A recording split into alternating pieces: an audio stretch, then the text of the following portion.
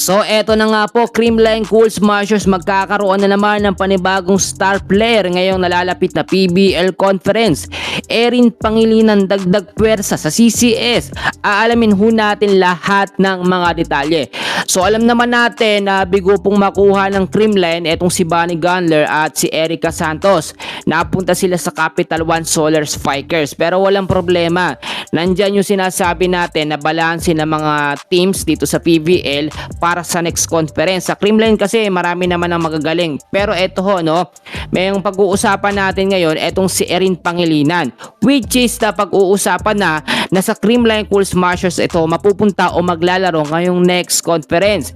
Eto ho, no, sa pinaka-update natin at dinoble check talaga natin kung yan po legit talaga na mapupunta si Erin Pangilinan sa CCS.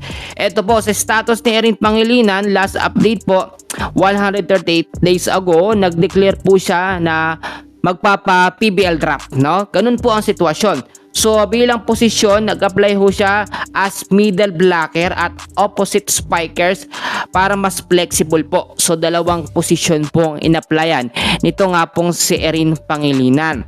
At sabi ho niya, no, I think yung edge ko over the middle ay mas maganda at mas magagamit ho siya. Kaya yun, dalawang posisyon po ang kanyang in-applyan. And then ang pinopokus niya ho, mabilis na pag-adapt sa panibagong sistema, sa new coach at kasama ang mga bagong player. Pero etong pag-uusapan natin.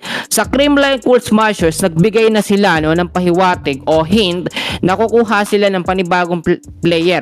Tinuturing natin na star player ito nga pong si Erin Pangilinan dahil napakagaling po na player ng batang ito. Maraming napatunayan at sabay po talaga siya sa mga magagaling na player. Kayang-kayang sumabay sa mga intense and crucial game.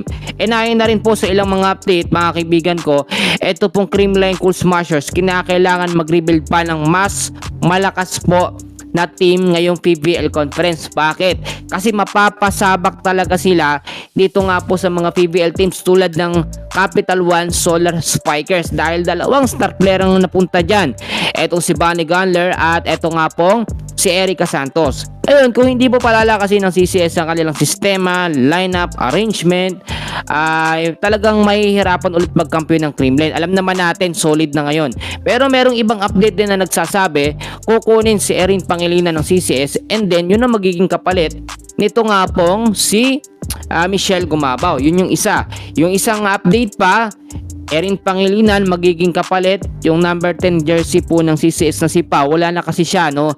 Yun ang pwedeng maging kapalitan. Kaya yung mga rumors na naglalabasan ay nagiging mas mataas na ang tsansa at positibo na talagang totoo po. Pero sa ngayon maghihintay pa tayo ng pinaka-update sa Creamline and for sure itong week na ito lalabas na official na lineup po ng Creamline na gagamitin nila sa PBL Conference. And bago yun, no, PBL on tour muna, then PBL Reinforced Conference. Yan po yung mga ating aabangan. Yan muna ang update natin, mga kaibigan.